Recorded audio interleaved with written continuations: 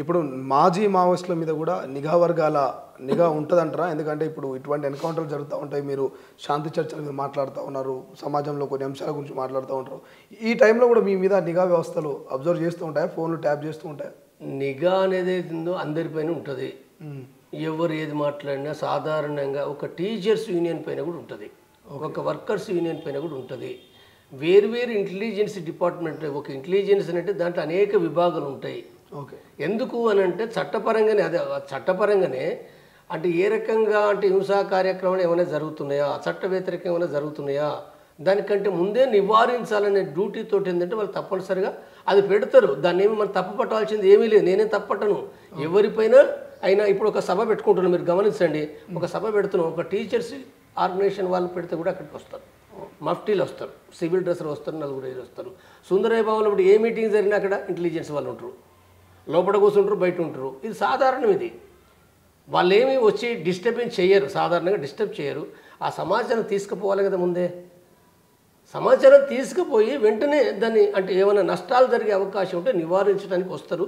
కాబట్టి నిఘా ఉండొచ్చు, నా పైన నిఘా ఉండొచ్చు, నీ పైన నిఘా ఉండొచ్చు, ఎవరిపైననే నిఘా ఉంటుంది. ఎందుకంటే రాజ్యం లోపల ఎక్కడైనా ఉంటుంది, అమెరికా లోపల అయితే ఇంకా ఎక్కువ ఉంటుంది. అమెరికా లోపల కూడా ఒక దుకాణంలో కూడా సరుకులు తెచ్చుకునే సందర్భం కూడా నిఘా ఉంటుంది. కాబట్టి ఇవి ఒక మెడిసిన్ తీసుకొచ్చుకుంటున్నావు, మెడిసిన్ నువ్వు ఎందుకు తీసుకొచ్చుకుంటున్నావు, ఒక బ్లీడింగ్ కంట్రోల్ చేసి ఒక ఇంజెక్షన్ తెచ్చుకుంటున్నావు, ఎందుకు తెచ్చుకుంటున్నావు, ఇవి కూడా ఉంటాయి. కాబట్టి ఇవి దృష్టిలో పెట్టుకున్నప్పుడు ఇక్కడ నిఘా ఉండడం అనేది దాంట్లో పట్ల అది సాధారణ విషయంగానే నేను చూస్తాను. నేను సార్ చివరగా ఏం చెప్తారు ఈ మావోయిస్ట్ వరుస ఎన్కౌంటర్కి సంబంధించి? వాయిస్ అయితే పెరుగుతుంది. నిన్న సిపిఎం ఎమ్మెల్యే కూనంనేని సాంబశివరావు కూడా ఈ యొక్క నంబాల ఎన్కౌంటర్కి సంబంధించి ఒక సుప్రీంకోర్టు సిట్టింగ్ జడ్జి తోటి మరి విచారణ జరిపించాలని డిమాండ్ చేసిండు. ఎట్లా చూస్తారు కూనంనేని స్టేట్మెంట్? ఇది కూనంనేని సాంబశివరావు మాట్లాడుతుండు, ఇది సరైనదే. చాలామంది కూడా మాట్లాడుతున్నారు. వెంటనే ఏంటంటే ఆ ఎన్కౌంటర్ జరిగిందన్న వెంటనే ఇది సుప్రీంకోర్టు తోటి ఇది న్యాయ విచారణ జరిపించాలని మాట్లాడుతుంది.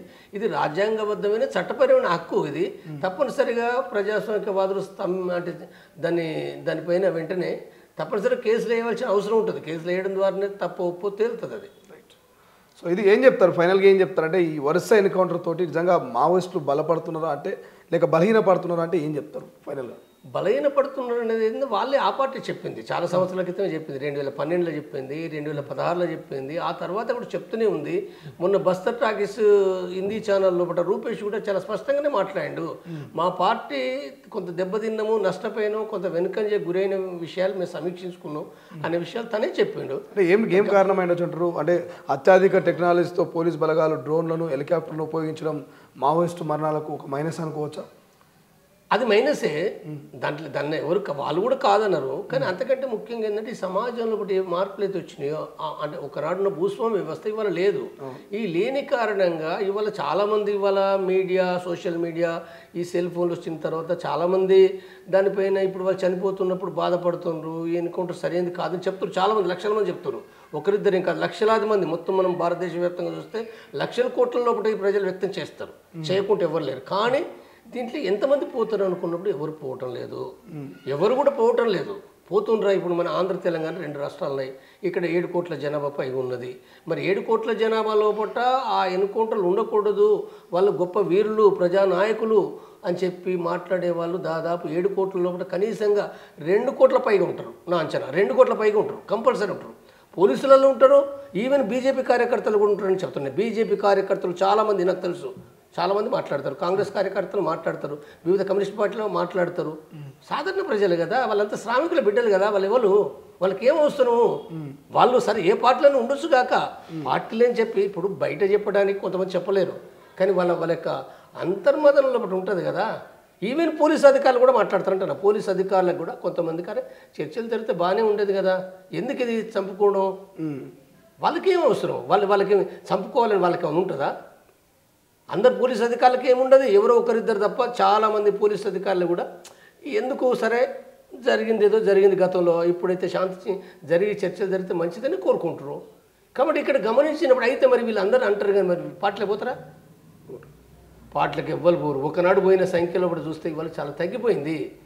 కాబట్టి ఈ మార్పులు ఆ పార్టీ కూడా గమనిస్తుంది, అర్థం చేసుకుంటలేదని కాదు. కానీ ఈ అర్థం చేసుకున్న దాన్ని ఇవ్వాలి ఎట్లా జరగాలి, ఇవాళ ఇవాళ వాళ్ళు కొంతవరకు అర్థం చేసుకుంటున్నారు. నా అంచనా ఇది, నా అంచనా కొంతవరకు అర్థం చేసుకుంటున్నారు. అర్థం చేసుకున్న దాన్ని కూడా అమలు ఎట్లా కావాలి? ఇప్పుడు అమలు కావాలనంటే మరి ఇప్పుడు చర్చలు జరగాలి కదా. చర్చలు జరిగితే ఇప్పుడు గవర్నమెంట్ ఏమంటుంది, లేదా బీజేపీ నాయకులు ఏమంటారు, వాళ్ళు లొంగిపోవాలంటారు. ఎట్లా లొంగిపోతారు? వ్యక్తులు లొంగిపోతారు. వ్యక్తులు నేను కూడా లొంగిపోయినా కదా, నేను లొంగిపోయినా చెప్పి నేను అనేక సందర్భాలు చెప్తున్నా. నేను నాకు సిద్ధాంత విభేదంతో నేను సరైనది కాదని చెప్పి నేను లొంగిపోయినా.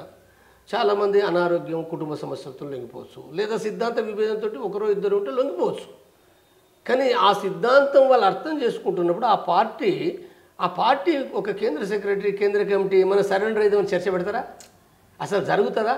అసలు ఆ చర్చ మాట్లాడుతూ ఉంటారా? పార్టీలో కూడా తిట్టరా? తర్వాత ఒక పార్టీ వేలాది సంఖ్యతో ఉన్న పార్టీ కదా, దాన్ని ఫుల్ టైమర్స్ వేల సంఖ్యలు ఉన్నారు, పార్ట్ టైమర్స్ కూడా బయట అనేక మంది వేలు లక్షలు ఉంటారు, లేదా ప్రజా సంఘాలు ఉంటాయి, లేదా ప్రజా సంఘాలు లేకున్నా ఆ పార్టీ తోటి ఉన్న వాళ్ళు ఎంతోమంది. ఇప్పుడు చూడండి తెలంగాణలో, ఆంధ్రలో కూడా మరి అనేక మంది మాట్లాడుతున్నారు కదా, వాళ్ళు ఎంత ఇబ్బంది పడుతున్నారు, ఏడుస్తున్నారు, బాధపడుతున్నారు, శాంతి చర్చలు జరపండి అని మాట్లాడుతున్నారు. మరి లక్షల కోట్ల మంది ఆ పార్టీ అంటే అభిమానించే వాళ్ళు భారతదేశ వ్యాప్తంగా ఉన్నారు. అంటే మరి ఇంతమంది అంటే ఎవరు సరెండర్ కావాలి? ఆ సరెండర్ కాదు కదా. వాళ్ళ ఆ పార్టీ ఇప్పుడున్న పద్ధతి ఏంటంటే నువ్వు శాంతి చర్చలు జరపడం ద్వారా, అంటే ఒక స్థిరమైన శాంతిగా, ఇప్పుడు శాంతి చర్చల కమిటీ కూడా ఏం చెప్తున్నాం మేము మొట్టమొదటి నుంచి కూడా ఏం చెప్తున్నాం అంటే ఎవరు మరణించొద్దు కాబట్టి శాంతి చర్చలు జరపండి. శాంతి చర్చలు జరపడం ద్వారా వాళ్ళకి ఆ శాంతి చర్చలు జరిపితే ఏం జరగాలి? శాంతి చర్చలు జరిపినప్పుడు తప్పనిసరిగా జరగవలసింది ఏంటంటే అవి కనుక అంటే వాళ్ళ డిమాండ్లు కొన్ని ఉంటాయి. వాళ్ళు ఏమి రాజ్యాధికార డిమాండ్ ఏం పెట్టరు కదా, మేము దండకారాన్ని ఏలుకుంటాం, మాకు అక్కడ ముఖ్యమంత్రి పదవి ఇవ్వండి ఛత్తీస్గఢ్ అని అన్నారు కదా, తెలంగాణకు అన్నారు కదా. కాబట్టి వాళ్ళు కొన్ని ప్రజల డిమాండ్ తప్పకుండా పెడతారు. ఏ డిమాండ్లను చర్చించవచ్చు, ఆ డిమాండ్లు ఏమో చర్చించి అంటే ఏవో గొంతెమ్మ కోరికలు ఉండయి నా దృష్టిలో పట. ఎందుకంటే ప్రజాస్వామిక వాదులు కూడా ఉన్నారు. ఇప్పుడు శాంతిని స్థాపించాలని దాంతో జరుగుతాయి కాబట్టి తప్పనిసరిగా ఒక ఒక ఒక పద్ధతి లోపట ఆ డిమాండ్స్ నెరవేర్చే విధంగా ప్రభుత్వాన్ని మావోయిస్టులు ఒప్పించే అవకాశం ఉంటుంది. జరగవచ్చు, నా ఉద్దేశం జరగడానికి అవకాశం ఎక్కువ ఉంది. రెండోది అంతకంటే ముఖ్యమైనది ఏంది, అలాంటప్పుడు ఏంటంటే మావోయిస్టు పార్టీ సాయుధ పోరాటాన్ని కూడా విరమించవలసి వస్తుంది. మరి ఇంకా మళ్ళీ సాయుధ పోరాటం అనలేదు కదా, మళ్ళీ సాయుధ పోరాటం అంటే మరి మళ్ళీ యుద్ధమే కదా, నష్టాలే కదా. కాబట్టి సాయుధ పోరాటాన్ని విరమించవలసి వస్తుంది ఆ నేపథ్యంలో కూడా. తర్వాత విరమిస్తే ఏం జరుగుతుంది? ఆ పార్టీని చట్టబద్ధ పార్టీగా గుర్తించాలి. ఒక చట్టబద్ధ పార్టీ. వాళ్ళు మావోయిస్టు పార్టీ పేరు అదే ఉంటుందా, ఇంకో పేరు పెట్టుకుంటారో నాకు తెలియదు. ఏ పేరైనా వాళ్ళు పెట్టుకున్నప్పటికీ ఆ పార్టీని ఒక చట్టబద్ధమైన పార్టీగా గుర్తించాల్సి వస్తుంది. ఆ పార్టీ నాయకులు జైల్లో ఉండేలను విడుదల చేయాల్సి వస్తుంది. ఆ పార్టీకి సంబంధించిన నిషేధం ఏదైతుందో తొలగించాల్సి వస్తుంది. ఆ పార్టీ ప్రజా సంఘాలు ఏవైతున్నాయో ఆ నిషేధాన్ని కూడా తొలగించాల్సి వస్తుంది. అంటే మొట్టమొదట కీలకమైన చర్యగా అది ఉంటుంది. అది ఓకే, మిగిలిన ప్రజాస్వామిక డిమాండ్ ఉంటుంది, మంచిదే కదా, నష్టమే ఉంది. అది కేంద్ర ప్రభుత్వానికి లక్షల కోట్ల రూపాయలు మిగులుతాయి బడ్జెట్. ఎన్ని కోట్లు ఇప్పుడు, ఎన్ని కోట్లు ఒక పొరుగు దేశం పైన. అంటే దండకారణ్యం అంటే పాకిస్తాన్ లాంటిదే కదా, చిన్నదే ప్రాంతం ఏం కాదు కదా. జార్ఖండ్, ఒరిస్సా కలిపితే చాలా పెద్ద ప్రాంతం అది. మరి నువ్వు పెట్టి ఖర్చు దానికంటే ఎక్కువ పెడుతున్నావు నువ్వు, కాబట్టి నీకు ఖర్చు తగ్గుతుంది కదా. ఖర్చు తగ్గడే కాదు, మనుషులు చనిపోరు కదా. తర్వాత నీకు ఇప్పుడు నువ్వు చెప్తున్నది కేంద్ర ప్రభుత్వం అభివృద్ధికి ఆటంకంగా ఉన్నారంట, నువ్వు చెయ్యి. ఆ తర్వాత నీకేముండదు కదా, వాళ్ళ ఆయుధాలు అంటే దాన్ని వదిలేసిన తర్వాత అభివృద్ధి చెయ్యి. అభివృద్ధి సరే, దేశం అంతా ఏం చేస్తున్నావు అనేది వేరే ప్రశ్నే, కానీ నీకు అభివృద్ధికి ఆటంకంగా ఉండదు. ఇవన్నీ నీకు ఉంటున్నప్పుడు ఎందుకు నీ ప్రతిష్ట పెరుగుతుంది కదా, కేంద్ర ప్రభుత్వం ప్రతిష్ట పెరుగుతుంది, బీజేపీ ప్రతిష్ట పెరుగుతుంది, ఎన్డీఏ భాగస్వాముల ప్రతిష్ట పెరుగుతుంది, దేశంలో పెరుగుతుంది, విదేశాల్లో పెరుగుతుంది.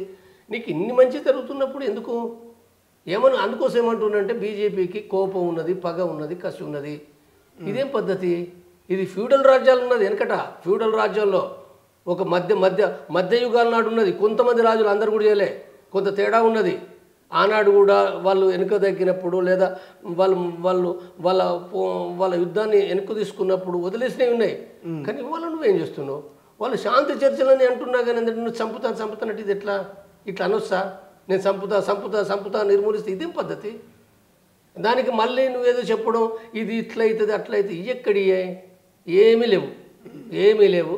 మీరు ఇప్పటికైనా కేంద్ర ప్రభుత్వం ఏంటంటే ప్రజల అభిప్రాయాన్ని గౌరవించండి. ప్రజల అభిప్రాయం దేశవ్యాప్తంగా ఉంది, శాంతి కోరుకుంటారు. వాళ్ళు ఎవరు మావోయిస్టు పార్టీ సపోర్టర్స్ కాదు, మావోయిస్టు లైన్ ప్రకారంగా పనిచేసే వాళ్ళు కాదు. చాలామంది కొద్దిమంది ఈ దేశంలో ఉండొచ్చు, అంటే ఆ లైన్ కావాలని ఉండొచ్చు, కానీ ఎక్కువ మంది ప్రజలు ఏంటంటే ఆ పార్టీకి సంబంధం లేకుండానే మీరు ఇవాళ శాంతి చర్చలు చేయండి, శాంతి చర్చల ద్వారా శాంతి స్థాపించబడితే అది మంచిది సమాజానికి అనేది అందరూ కోరుకుంటుండ్రు.